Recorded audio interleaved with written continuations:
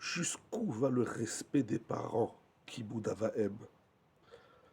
Ravolbé écrit dans Aléchour: nous avons l'obligation de nous lever entièrement, pas juste un petit soulevé. Il faut se lever, se mettre debout.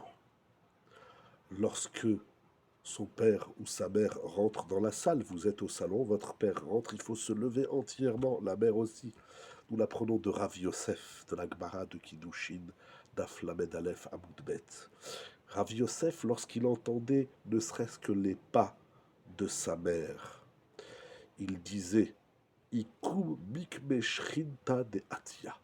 Je vais me lever devant la Shekhinah, devant la présence divine qui arrive. Vous vous rendez compte, cette Gemara, aussi bien la puissance de cette halakha, de se lever entièrement lorsque mon père ou ma mère entre, et on l'apprend de Rav Yosef, qui voit dans sa mère la Shrina, la présence d'Akadosh Baruch.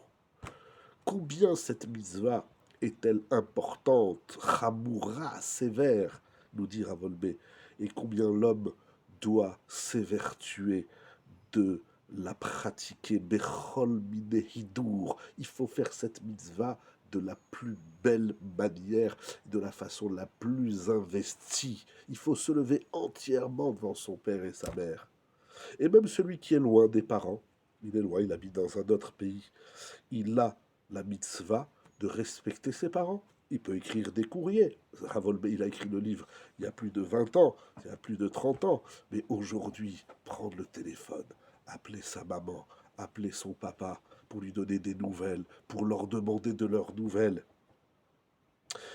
Et le but de ces courriers, de ces appels, il dira Ravolbé, les sameach otam merachok, afin que même si je suis à une distance de mes parents, eh bien je vais leur donner, leur délivrer de la simra. C'est incroyable. Ravolbé nous dit que dans la mitzvah du respect des parents, on doit tout faire pour les rendre heureux et leur donner du bonheur. Il faut que les parents soient heureux de leurs enfants, et c'est aux enfants d'œuvrer dans ce sens pour donner et délivrer de la simra à ses parents. C'est tout simplement incroyable,